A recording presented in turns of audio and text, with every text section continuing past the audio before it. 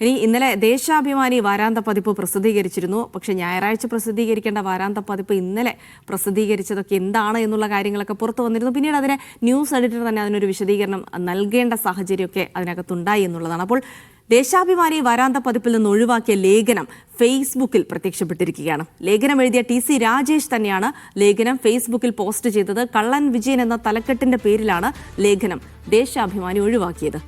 സുനിൽ ഐസക് വിവരങ്ങൾ നൽകും. സുനിൽ, അപ്പോൾ കള്ളൻ വിജയൻ എന്നുള്ളൊരു ലേഖനം മനോഹരമായൊരു ലേഖനമായിരിക്കണം അതൊരു പക്ഷേ അതിനെവിടെയെങ്കിലും ഒന്ന് വരണ്ടേ? ഫേസ്ബുക്കിലെങ്കിൽ ഫേസ്ബുക്കിൽ എന്ന് കരുതിയിട്ടുള്ള ഒരു പോസ്റ്റാണോ അത്? എന്താണ് അവിടെ സംഭവിച്ചതെന്നൊക്കെ നമ്മൾ ഇന്നലെ അറിഞ്ഞതാണ്. അപ്പോൾ അതിനി ദേശാഭിമാനിയിൽ വരില്ലേ? ദേശാഭിമാനിയിൽ ഇനി അത് വരാനുള്ള സാധ്യത വളരെ കുറവാണ് ജിൽസി. എന്തായാലും അങ്ങനെ ഒരു ലേഖനം ഉണ്ടായിരുന്നു എന്ന കാര്യം ഏതാണ്ട് ഉറപ്പിച്ചു കഴിഞ്ഞു. കാരണം ആ ലേഖനം വളരെ കൃത്യമായി അതിന്റെ ലേഖകൻ തന്നെ TC രാജേഷ് എന്ന് പറയുന്ന ലേഖകൻ തന്നെ ഫേസ്ബുക്കിൽ പോസ്റ്റ് ചെയ്തിട്ടുണ്ട്. എന്തായാലും ഇതിന്റെ തലക്കെട്ടായിരുന്നു വലിയ പ്രശ്നമായി മാറിയത്.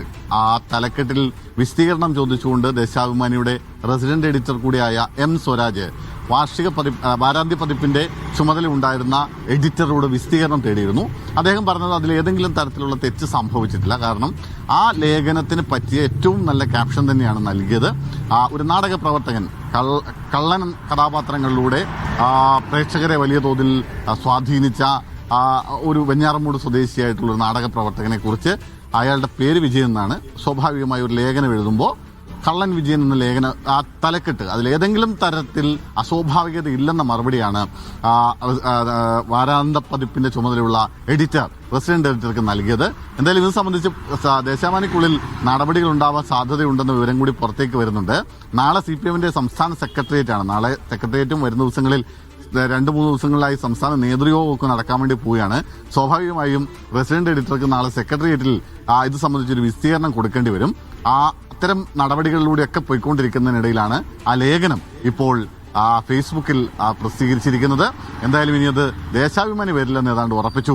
അതുകൊണ്ട് തന്നെ ഫേസ്ബുക്കിലെങ്കിൽ ഫേസ്ബുക്കിൽ അങ്ങനെയെങ്കിലും വരട്ടെ, പ്രസിദ്ധീകൃതമാവട്ടെ എന്ന് കരുതിയാവാം ഇപ്പോ ആ ലേഖകൻ അത് ഫേസ്ബുക്കിൽ പോസ്റ്റ് ചെയ്തിരിക്കുന്നത്.